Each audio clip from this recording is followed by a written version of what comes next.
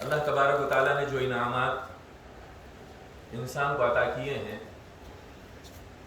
ان انعامات میں سب سے بڑا انعام والدین ہے۔ والدین ہی کی وجہ سے یہ وجود ہم کو ملا ہے، اور اس وجود سے جو کچھ خیر ہم سے وجود میں آتی ہے وہ یہ والدین کا اس میں بہت بڑا حصہ ہے۔ اللہ تبارک و تعالیٰ نے حضرت ابراہیم علیہ السلام کو تمام انسانیت کی امامت کے لیے جب چنا تو فوراً حضرت ابراہیم علیہ السلام نے کہا، اللہ تبارک و تعالیٰ نے کہا کہ انی جاعلک للناس اماما، کہ تمام انسانیت کے لیے جو امامت کو اللہ تبارک و تعالیٰ نے حضرت ابراہیم علیہ السلام کو جب چنا تو ابراہیم علیہ السلام فوراً فرماتے ہیں قال ومن ذریتی، کہ ابراہیم علیہ السلام نے کہا اے میرے پروردگار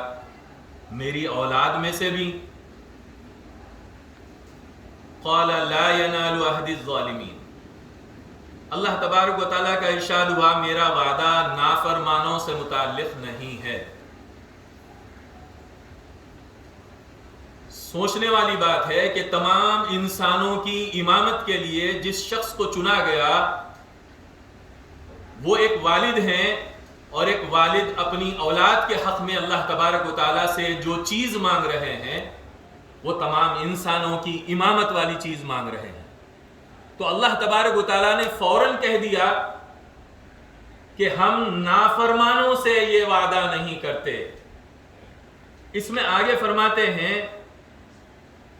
کہ میری اولاد جب انہوں نے کہا، اس لفظ ذریت کا مفہوم بہت وسیع ہے، اس میں اولاد اور اولاد کی اولاد یعنی نسلیں شامل ہیں۔ حضرت ابراہیم علیہ السلام کے دو بیٹے حضرت اسماعیل علیہ السلام اور حضرت اسحاق علیہ السلام، ان سب پر اللہ کا سلام ہو، اور ان دونوں کی نسل ان کی ذریت ہوئی۔ اللہ تبارک و تعالیٰ نے اس خاندان کو بڑی برکت دی، ان میں بے شمار نبی رسول پیدا ہوئے۔ یہودیوں کو اپنی نسلی برتری کا بہت بڑا گھمنڈ تھا، وہ کہتے تھے کہ ہم حضرت ابراہیم علیہ السلام کی نسل سے ہیں، اور توریت میں لکھا ہے کہ اللہ نے اس کی نسل کو برکت اور فضیلت دی۔ اس آیت نے واضح کر دیا کہ اول تو اس فخر و امتیاز اور نسلی برتری میں بنو اسماعیل بھی شامل ہیں، خالی بنو اسرائیل نہیں۔ دوسرے یہ کہ اللہ کا وعدہ صرف نیک کرداروں کے لیے تھا، نیکوکاروں کے لیے تھا، نافرمانوں کے لیے نہیں، بد کرداروں کے لیے نہیں۔ جن لوگوں نے ایمان و عمل کی سعادت کھو دی ان کے لیے نسل کا شرف کچھ بھی باعث امتیاز نہیں ہے کہ وہ نبی کی اولاد ہیں لیکن اللہ اور اس کے رسول کے اور اپنے ماں باپ کے نافرمان ہیں، تو ان کے لیے کوئی فضیلت نہیں ہے۔ جس چیز کے لیے اللہ تبارک و تعالیٰ نے چنا ہے وہ فرما برداروں کے لیے ہے۔ گزشتہ امتوں کے راہ حق سے بھٹک جانے کے بعد اللہ تعالیٰ نے منصب امامت کے لیے امت محمدیہ کو منتخب کر لیا۔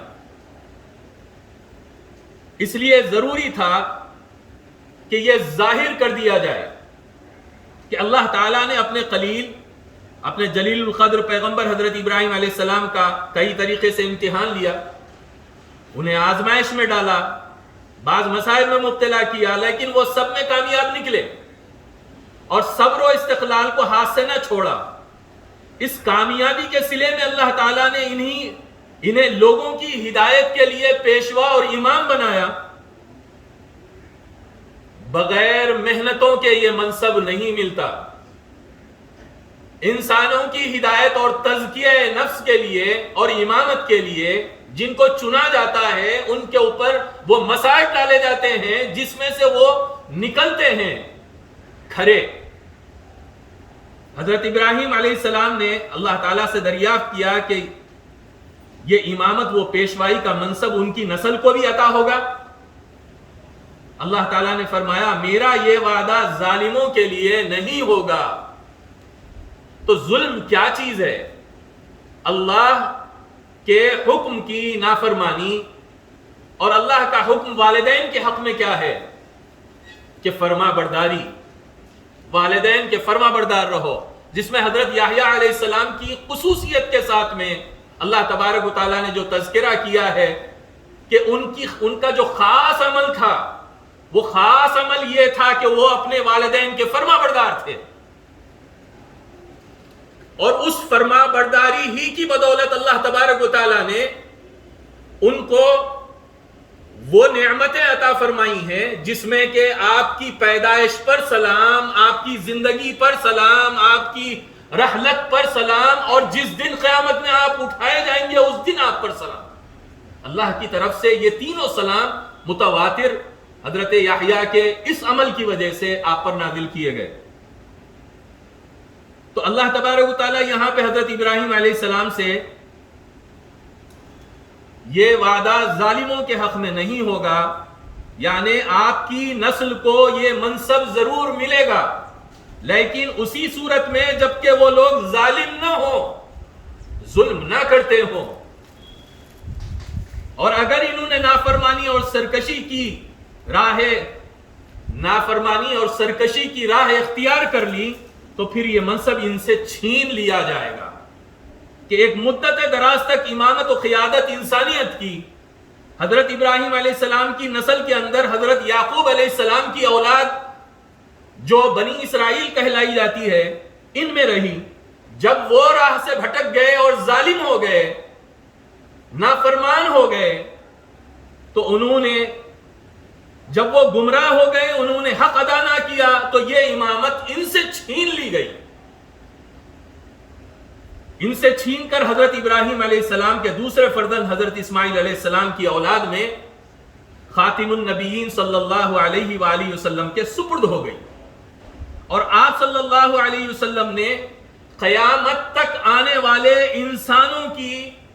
رہبری کے لیے، قیادت کے لیے اپنی اہل بیت کو چنا، اور اس کا اعلان حضرت علی رضی اللہ تعالی عنہ کی ولایت سے کیا۔ یہ ایک تسلسل ہے، اور حضرت علی رضی اللہ تعالی عنہ کے وہ دونوں بیٹے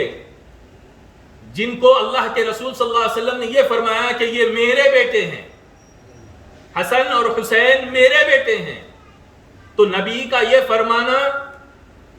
ایسا نہیں ہے کہ وہ آپ اپنی مرضی سے کچھ کہتے ہوں۔ جو کچھ آپ فرماتے ہیں ان ہوا الا وحی یوحی،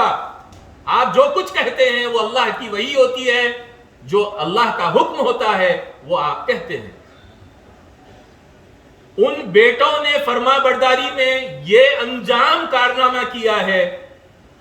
کہ دنیا آج تک یاد کرتی ہے اور یاد کر رہی ہے اس نسل کو کہ حضرت امام حسین نے اپنی اولاد ہونے کا، رسول اللہ کی اولاد ہونے کا وہ حق ادا کیا، حالانکہ حضرت علی رضی اللہ آپ کی بیٹی کے بیٹے ہیں، رسول اللہ نے کہا یہ میرے بیٹے ہیں،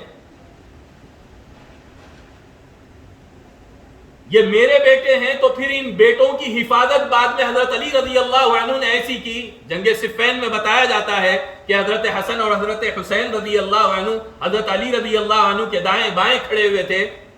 اور حضرت علی رضی اللہ عنہ کے دوسرے بیٹے حنفیہ بن علی بن ابی طالب اور دوسرے حضرت عباس بن علی بن ابی طالب، یہ دونوں کو آپ جنگ میں بھیجتے، تو لوگوں نے کہا کہ آپ ہی کو بھیج رہے ہیں، ان کو کیوں نہیں بھیج رہے ہیں؟ تو آپ نے یہ کہا کہ یہ میرے بیٹے ہیں، یہ رسول اللہ کے بیٹے ہیں،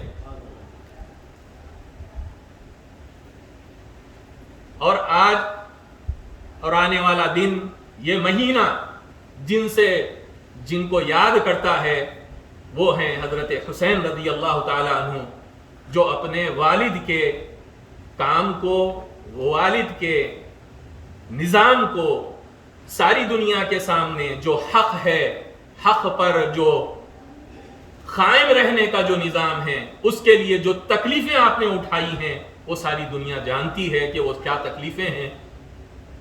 اور کون سی تکلیفوں سے آپ کو نہیں آزمایا گیا، کہ جو اللہ تبارک و تعالی فرماتا ہے کہ ہم ایسے ہی نہیں کسی کو منصب عطا کرتے، ان کو آزماتے ہیں۔ تو ہر قسم سے آزمائش ہوئی، اور اس آزمائش کے بعد میں جو مقام اللہ تبارک و تعالی نے دیا ہے مقام رضا میں اعلیٰ مقام جو آپ کو عطا ہوا، اللہ تبارک و تعالیٰ سے میری دعا ہے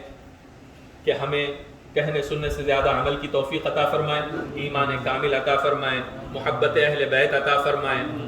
عمل صالح عطا فرمائے، اور تمام اعمال میں اللہ اخلاص عطا فرمائے۔ السلام علیکم۔